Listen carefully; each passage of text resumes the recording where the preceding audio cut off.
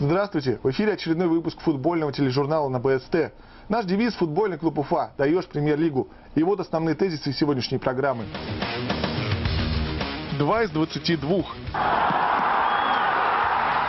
Вильям и Попов в символической сборной ФНЛ. Делаем ставку на мини. Можно сделать очень хорошую команду. В преддверии старта республиканского чемпионата.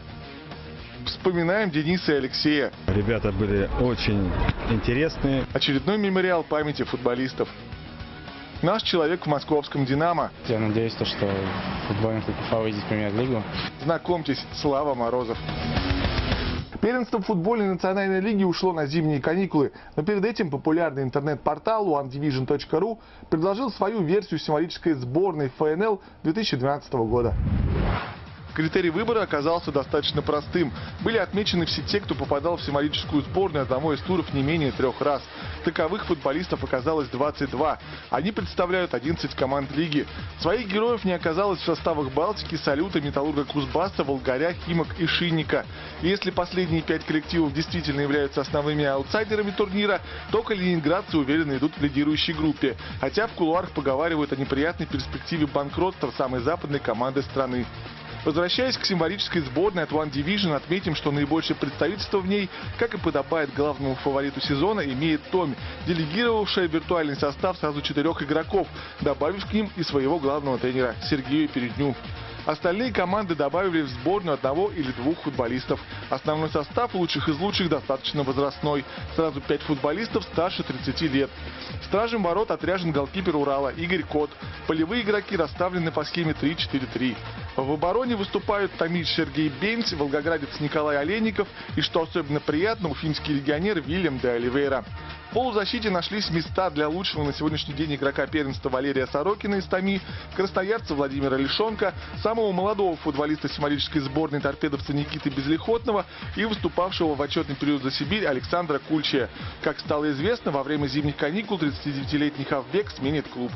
Тройка нападающих выглядит так. Лучший бомбардир турнира Игорь Портнягин из нефтехимика, на которого уже жадно заглядываются скауты из главной команды Татарстана Рубина, екатеринбургский бомбардир Спартак Гогниев, а также хабаровчанин Евгений Луценко. Согласитесь, с таким составом можно смело выступать и в российской премьер-лиге. Теперь о ближайшем резерве символической сборной. Сменщиками кота в любой момент могут стать Антон Коченков из Нальчика и сибиряк Александр Макаров. Запасными защитниками призваны Сергей Пятикопов из Енисея, его тезка Абеленчук из Томи и опять фанфары капитан Уфы Михаил Попов. В средней линии в запасные сборные попали Вагиз Галиуллин из Нефтехимика, Александр Демитко из Томи, Александр Пугин из Ротора, Марат Шагенов из Нальчика и Роман Славнов из СКА Энергии. Также в расширенный состав символической сборной ФНЛ входят нападающий Петра Треста Андрей Мязин. Полевые игроки виртуальной команды совместными усилиями в текущем первенстве забили уже почти 100 мячей. Во время перерыва в первенстве ФНЛ наибольшей популярностью пользуются информационные всплески из стана команд. Прежде всего они касаются тренерских отставок и трансферных коллизий. Все мы в ожидании официального подтверждения появления в Уфе нескольких новичков. Имя одного из них, Артура Валикаева, мы уже упоминали в нашей прошлой программе. Надеемся, что уроженец Стерлитамака прокомментирует свое появление в столице Башкортостана на предновогодней неделе. Возможно, это произойдет на итоговой клубной пресс-конференции, которая запланирована на 26 декабря. Из других новостей отметим серию тренерских рокировок. Самой неожиданной отставкой стал уход из СКА Энергии Александра Григоряна. Скорее всего, этот специалист пойдет на повышение, возможно, в одну из команд премьер-лиги. Потерял свой пост Юрий Газаев. Проблемы в Шиннике, похоже, продолжаются. Тренерская отставка – не последний информационный повод вспомнить о ярославцах, которых теперь вновь может возглавить Александр Побегалов. Покинул свой пост и наставник Волгаря Хазрет Дышеков. Все течет, все изменяется. Этот постулат для футбола подходит как никогда. Теперь к реалиям республиканского мини-футбола. Все мы в ожидании очередного первенства Башкортостана, которое стартует вот-вот. К сожалению, оно будет не столь представительным, но в любом случае мы обещаем пристально за ним следить и информировать вас о каждом новом шаге. В нынешнем сезоне участие в турнире примут 7 команд, большинство из которых представляют Уфу. И только 2 из других городов республики – УФМС из Кармаскалов и Дивон из Октябрьского. Последние, кстати, выступают тем же составом, что и на первенстве республики по классическому футболу. Именно они в прошлом году замкнули тройку лидеров. Чемпионом же стал УФМС Кармаскалы. В прошлом году чемпионат прошел на хорошем уровне. С каждым годом игроки прибавляют в игровых компонентах. Вот, тренера над этим работают. По судейству в прошлом году вопросов не было, так как стараемся уровень судейства поддерживать на хорошем высоком уровне. Арбитры у нас судят и чемпионаты России, и Суперлигу, Высшую лигу, поэтому уровень судейства достаточно высокий. А вот столичная команда Аграрного и педагогического университетов к тому же параллельно выступает в первой и второй лигах чемпионата страны в зоне Урал соответственно. Игры там уже давно стартовали, однако домашние матчи БГАУ и БГПУ уфимцы смогут увидеть только к началу весны. Несмотря на представительство наших команд в первенстве страны, единственный республиканский мини-футбольный судья ФИФА Сергей Шпеньков обеспокоен исчезновением профессиональных клубов.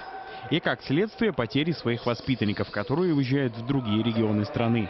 Поэтому основная задача на ближайшие годы – возрождение профессионального мини-футбола в Башкортостане. Я считаю, что, конечно, Башкирия достойна того, чтобы команда была высокого уровня мини-футбол, как раньше.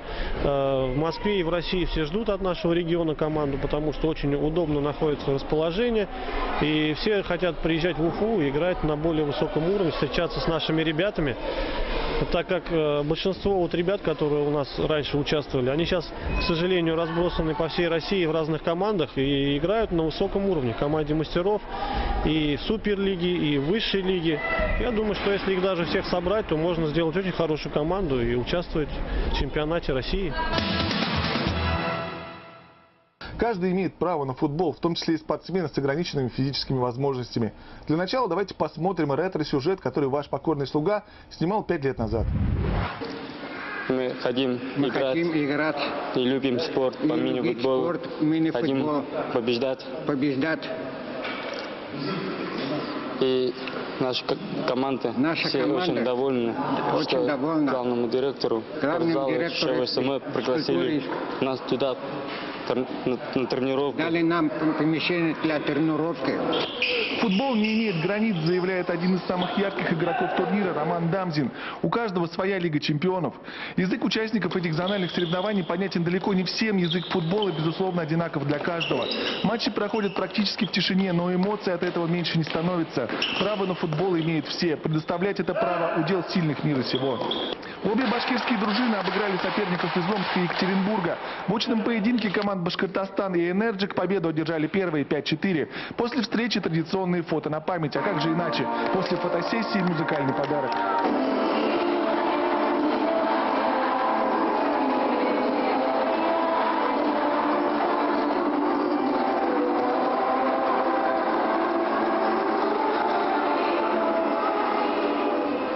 Такие песни надо уметь слушать. Взамен дивной исполнительницы звучали аплодисменты и искренняя благодарность за теплые слова. В продолжении темы герои нашего предыдущего сюжета продолжают совершенствование игры в футбол. Роман Дамзин и его команда в следующем сезоне будут выступать в высшей лиге судоолимпийского чемпионата страны. Рассказывает Рустам Хабиров.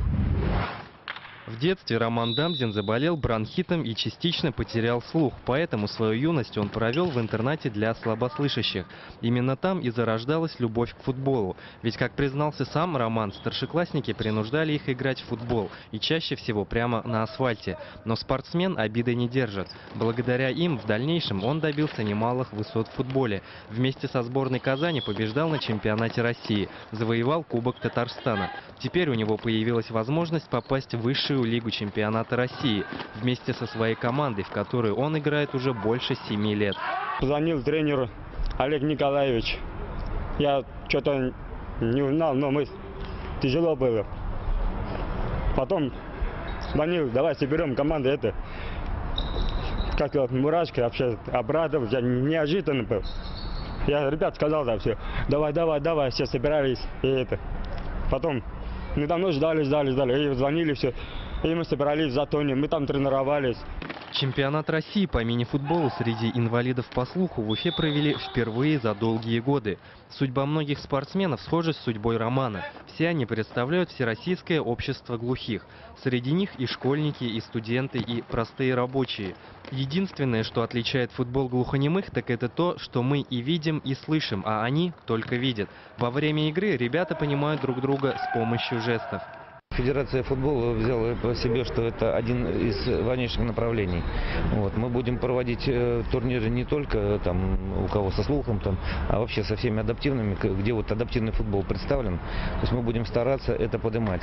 В Уфу съехались команды из Удмуртии, республик Марий-Эл и Чувашии, а также Пензенской области.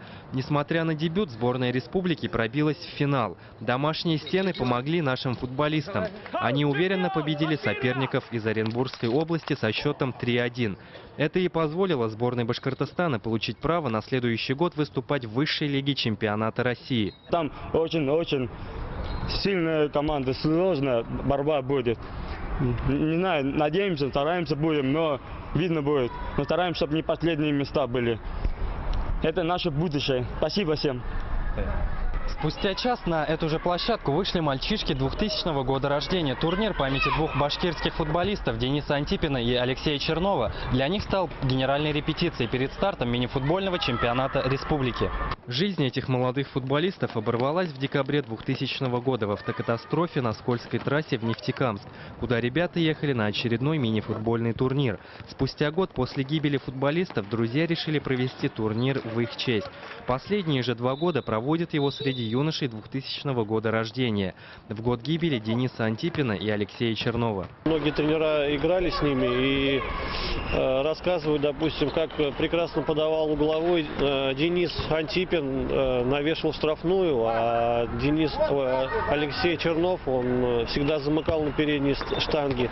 Или комбинации в стиле, в их стиле, они, допустим, называют некоторые комбинации Антипин и Чернов. То есть многие тренера доводят, рассказывают, какие-то были прекрасные игроки. Ребята были очень интересные в жизни. Но вот мы ценим то время, когда соприкасались с ними. Нам было приятно с ними общаться. Они были очень мастеровитыми футболистами, даже стали чемпионами КФК по мини-футболу среди любителей. Сами мальчишки, конечно же, в силу возраста пока плохо представляют себе, кто такие Денис Антипин и Алексей Чернов. А вот цели у некоторых вполне конкретные. Денис Лобанов из Олимпа уже брал 4-е место на чемпионате России и неоднократно побеждал на первенстве республики. Теперь мечтает перебраться в Мюнхенскую Баварию. Считает, что немцы играют в умный и техничный футбол. Потому всеми фибрами своей души он и стремится в Бундеслигу. На этом же турнире Денис подтвердил, что является лучшим игроком в республике в своем амплуа, а его команда стала лучшей. У нашей команды получилась хорошая игра в обороне и в атаке. Не получилось только комбинации.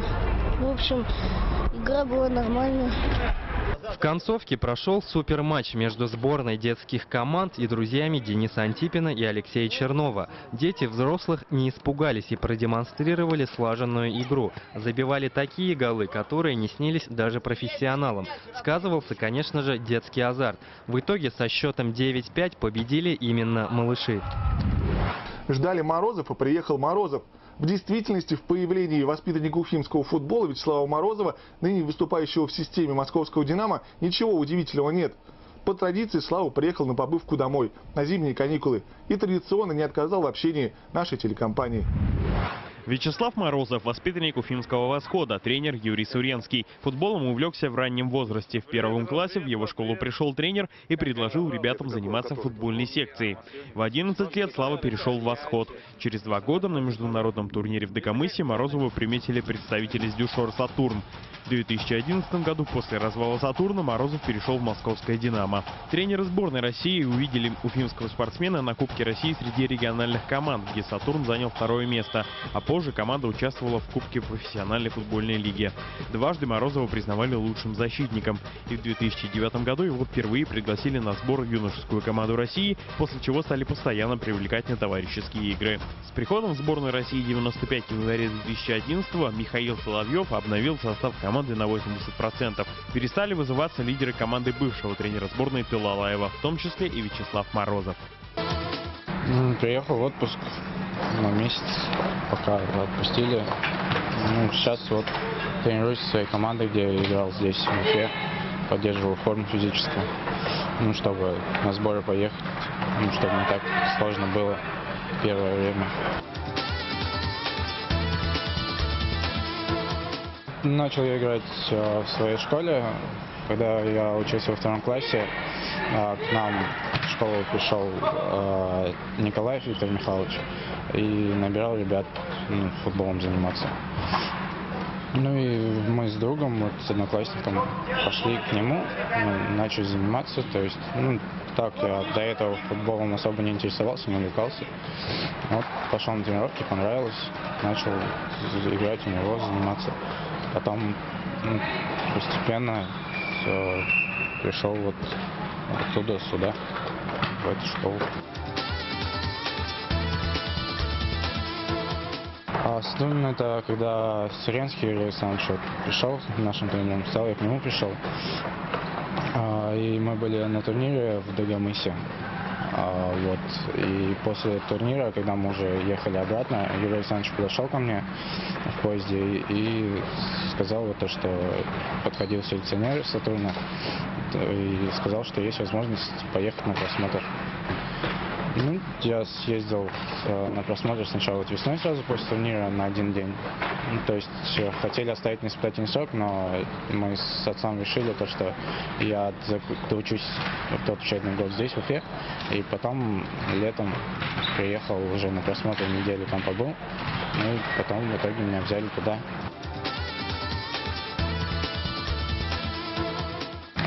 Сатурну я очень благодарен, то, что я туда попал, то, что я там проиграл 2,5 года. Там очень хорошая база у них, хорошие, все ребята живут на этой базе всех возрастов. То есть там было весело, учились мы на этой базе. В общем, хорошее было время. Когда команда распалась, как-то печально было, то, что мы уже как бы подходили к выпускному году почти, то есть уже планировали, там нас уже дубль там присматривал, дублирующий состав Сатурна. И когда команда не стала, как-то уже надо было искать новую команду, то есть это новый коллектив, новые ребята. Настроение, конечно, было не самое лучшее. Что делать? Такая ситуация, если возникла эта жизнь, надо было идти дальше.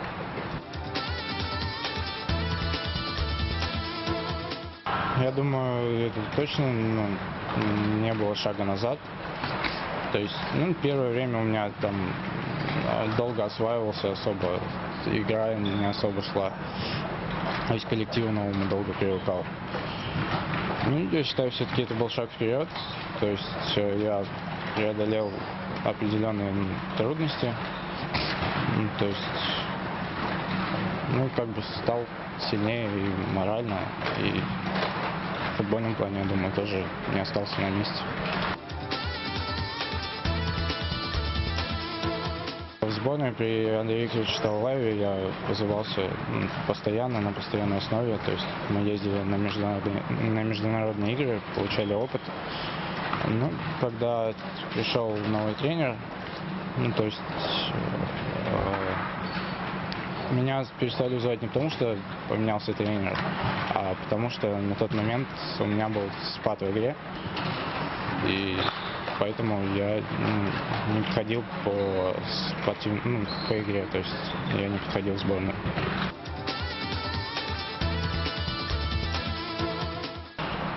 Юрий Александрович, то есть при нем я начал расти, физически более, как сказать, в общем, быстрее стал развиваться. Может, еще связано то, что возраст уже такой подходил, переходный. Прежде всего, он во мне закалил спортивный характер. За это я ему очень благодарен. А Вадим Рифович Ахметов, благодаря ему мы стали ездить на различные турниры, международные, всероссийские. То есть раньше мы ездили за свой счет постоянно, то есть он нам там пробивал спонсоров, то есть и там уже как бы полегче было нам. В ближайшие лет 5 я надеюсь, что футбольный клуб Уфа выйдет в премьер-лигу. И я надеюсь, хочу играть за родную команду в Уфе. Одна из разновидностей футбола, культивирующаяся в нашей республике, называется дворовый футбол. Учитывая зимние суровые реалии, назовем его даже так – футбол в сугробах. Ребята разыгрывают свои турниры, свои соревнования, а потом с гордостью рассказывают об этом нашей съемочной группе. Погода на улице не самая хорошая. Как видите, мороз и туман. А вот этим ребятам, кажется, до всего этого нет абсолютно никакого дела. Оно и понятно, ведь сегодня на поле 87-й школы стартует первый тур очередного чемпионата Уфы по дворовому футболу.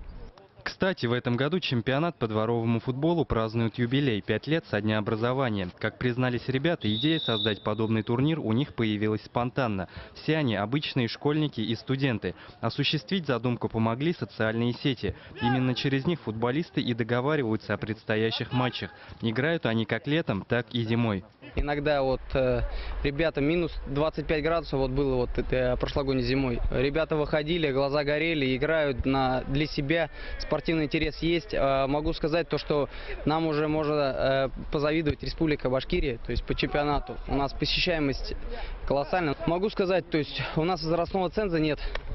Принимают участие любые, то есть вот у нас даже есть принимал участие такие судьи премьер-лиги, как Валерий Данченко и инспектор премьер-лиги Лапин Александр Викторович. То есть вот они тоже активное участие принимают.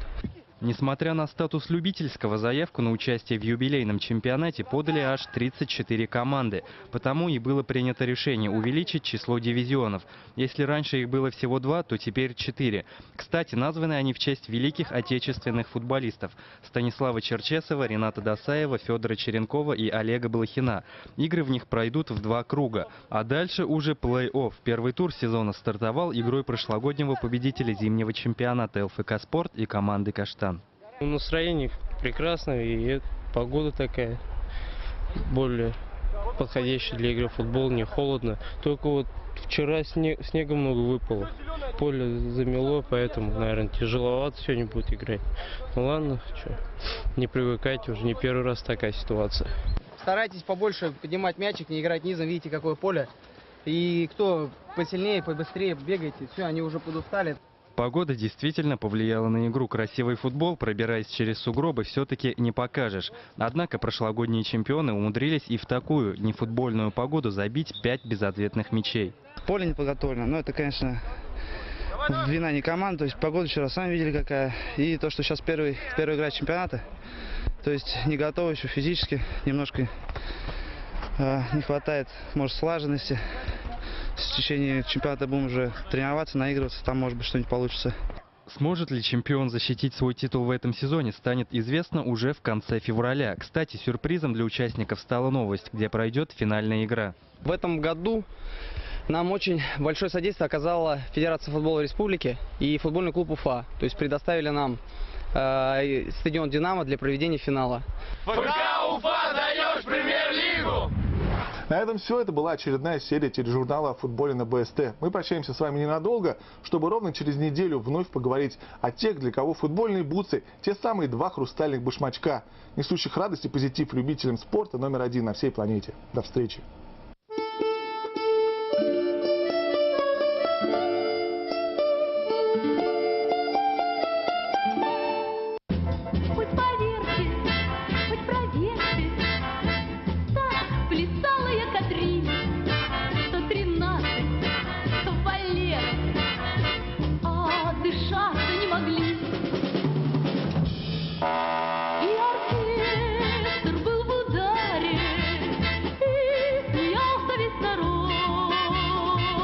Потому что на рояле сам король играл габбот.